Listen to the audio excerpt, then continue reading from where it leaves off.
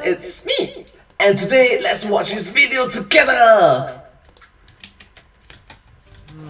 No. No. No. No. No. Oh. Save that one for later. Oh! I did that one. Wait. Perfect. Game exchange! Culture shock. Okay, so, yep. Keep it wholesome, keep it family. Thank you. Hey everyone, 𝐊𝐢𝐧 here, and welcome to another episode of Culture Shock, a series that digs deep into the cultural and historical origins of video games old and new. And speaking of new, Nintendo's next big IP ARMS released not that long ago. And while many have a rather lukewarm reception to the game, if the 2.5-hour line to play the dang thing at E3 was any indication, I'd say it's worth checking out. But while hundreds have and still are competing to be the best like no one ever was, I've been spending a lot of time digging into the designs and backstories of each character. I really like the reference to Pokemon. I want to be the very best that no one ever was. Dum dum dum. Granted, it's easy to write off the characters as being one-dimensional. This is just the mummy, this guy's just a ninja, this guy is, Hey, Pat, what is Helix anyway?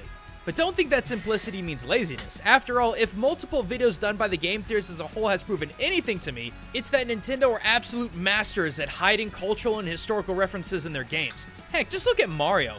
From this simplistic series of Italian plumbers jumping on turtles to save a princess, we've deduced that Mario is crazy, Luigi is a multi-millionaire, Bowser is a Chinese celestial deity, and Peach is an all-powerful Shinto goddess. Be sure to check out those videos if you haven't yet.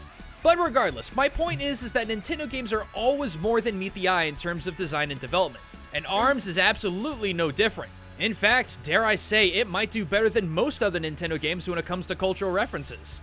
Having spent In terms of cultural references, a fair amount of time over on my channel breaking down the cultural origins of Ninjara and his chain motif in a recent episode of my new series Which Ninja, other fighters have also caught my eye. But the one that's intrigued me the most is the ramen bomber herself, Min Min. Again, it would be really easy to write off Min Min as yet another one-dimensional character. She's just the noodle-themed girl that does some kung fu. And hey, don't get me wrong, I love me some ramen, as do many of my friends. But under those nudes houses a warehouse full of not only— oh my god, MatPat, he looks so young. Looks so young, gosh. ramen culture, but even more culture from its country of origin, China. Now before we get too far into it, let me be very, very clear. I am terrible at Chinese. Lots of people like to think that Japanese and Chinese linguistically are the same language, but oh dear friends, how incorrect that is. Yes, correct. Kanji is similar to Chinese, but it's pronounced differently. Aside from borrowing some kanji, I can say that, chat. I can say that, alright, people in the comment section, I can say that because I know how to speak both the Japanese language and the Chinese language, alright? here and there, the two languages read very differently, so please forgive my horrible English to eat, pronunciations as I stumble my way through proper Chinese nouns. We good? Good. We good. So, Min Min, man, where do we get started with her?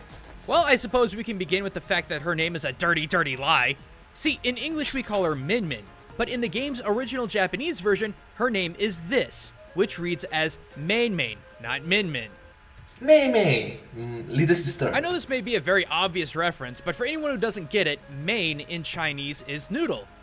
No, it's not Mei, it's Mian. Get it? Mian is different from main. Which shouldn't be any surprise when you consider that the Japanese word ramen actually stems from the Ramen. Chinese word ramyeon, meaning pole noodles, which you'll oftentimes hear Min Min chanting during La Mian, it's not La Min. Just the saying. victory. But this word extends far more into Min Min's character than a simple chant. This one Chinese character is in fact the very facet of Min Min's design. It's on the gong on her stage, as well as a few other places. It's vibrantly displayed on her chest, and overall the character itself has become synonymous with her character acting as her general logo. I guess too, I can't neglect the fact that you can also find this Chinese character on the bottom of her shoe as well. But, you know, to something else? That green dragon. Yeah, let's talk about that for a minute. Yes, not sure if you know, right? There is something called 左青龙右白虎. So it's like left green dragon, right white tiger. Yes, correct. Yeah. One of Min-Min's special traits is the ability to turn her left arm into a green dragon after she fully charges her arms. In dragon form, the weapon attached to the arm will stay supercharged until Min-Min is actually knocked down.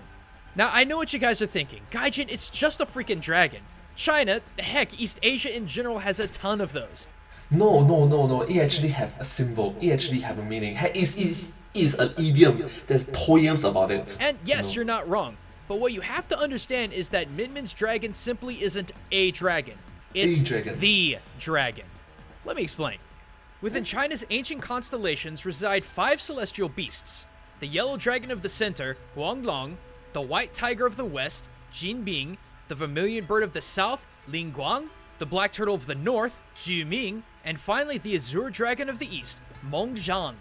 Each of the 5 have their own unique properties under the ancients of the I'm just going to let him butcher the names. 5 elements: wood, fire, earth, metal, and water. Give understanding and be polite about it, be respectful. Alongside their colors, directions, and seasons which they represent. But long story short, what makes the Azure Dragon so special is that it became the national symbol of the Qing dynasty and was integrated into many other tribe totems as China began advancing into a mighty civilization. Now, when I say Azure Dragon, I need to clarify something. In Chinese, the word for the color is qing, which is a merging of the concepts of both green and blue. Long story short, it's actually really hard to identify the color specifically as it can lean between either green or blue. That's right. It can be 蓝 or it can be 绿. Qing is, yeah. Therefore, I think it's pretty safe to say that the green dragon that makes up so much of Min-Min's design is a clear inspiration from Mengzhang. But there's another big inspiration from Min-Min's design that isn't nearly as blatant. It's actually very subtle. In fact, for those of you who love yourself some ramen, there's been a massive cultural reference literally hidden underneath your nose that Min-Min shares. This. 2 square spiral patterns, either seen individually or lining the lip of your atypical ramen bowl.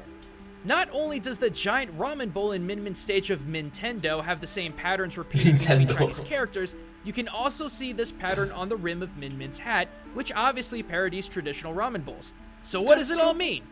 Well, according to my research, which granted was fairly limited, when you're eating ramen, you're apparently doing the will of the gods. See, back between 1500 and 1000 BCE during the Yin era, this Yes, think about it. It have been there for a millennium. same symbol was found in various bronzeware and was Thousands of years of history. believed to be a symbol of a thunderstorm. Yep, those 2 spirals represent angry clouds ever moving and ever forming. Now, unlike the West where we associate thunderstorms with dreary days and terrifyingly loud noises, in the East, the crashing of thunder and lightning were thought to be actions of gods in heaven. Therefore, these patterns of thunderclouds represent not only the will of heaven, but the protection of it from evil. So don't be afraid to order seconds, guys, because you're actually doing the will of the divine. Yeah! Now, one last thing I wanted to make mention was another swirly design often found in ramen. Though, to be fair, this inspiration comes not quite from China, but Japan. If you look really close on Min-Min's shoulders, yep, right there. Those little spirals look familiar? Well, if you're any fan of ramen, they should. These little fish cakes are what's known as Naruto Maki, or Oh, get it.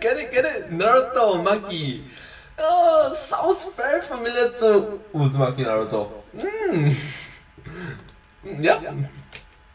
or Naruto for short. Believe it! Not that Naruto, this one. Yep, believe it or not, those little white and red spiraled fish cakes are actually named after a very well-known strait in Japan known as the Naruto Strait, or Naruto Kaikyo. Acting as the only land connection between the islands of Shikoku and Awaji, what makes this strait so popular in Japan are the numerous whirlpools that have formed underneath what is now the old Naruto Bridge.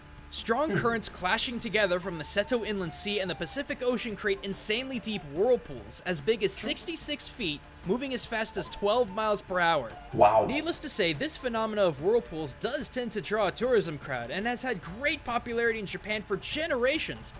For generations, think about it. Right now, we think about it. Wow, that's an amazing tourist attractions. Back in the days, like, wow, that's a natural disaster. Stay away from it. As depicted in paintings such as this one done by ukiyo-e artist Utagawa Hiroshige.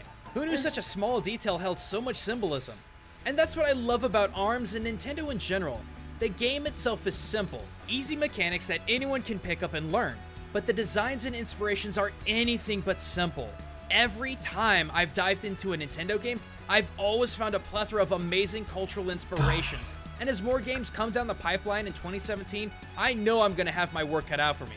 But thanks for watching, everyone. Thank you. Like I mentioned earlier, if you're wanting even more cultural analysis of ARMS, head on over to my channel to learn about the historical origins of another popular character, Ninjara. But if you're looking for more MatPat, be sure to click those annotations on screen and links in the description for even more game theory. But until next time, everyone, this is 𝐿𝐲𝐿𝐿 signing out. Thank you so much for watching this video. I hope that this video has been very educational and knowledgeable for you. Oh my gosh, I'm so sorry. So, okay. Alright, if you do like this video, please remember to like, share and subscribe to my channel and comment down below if you have anything to share with us. Thank you so much, I hope to see you in my next video. But, hey, that's just a game exchange! Culture shock. Thanks for watching. And I'll see you in my next video. Bye! To be honest, I'm very appreciative and thankful for all of your support and encouragement for me. Thank you. Subscribe!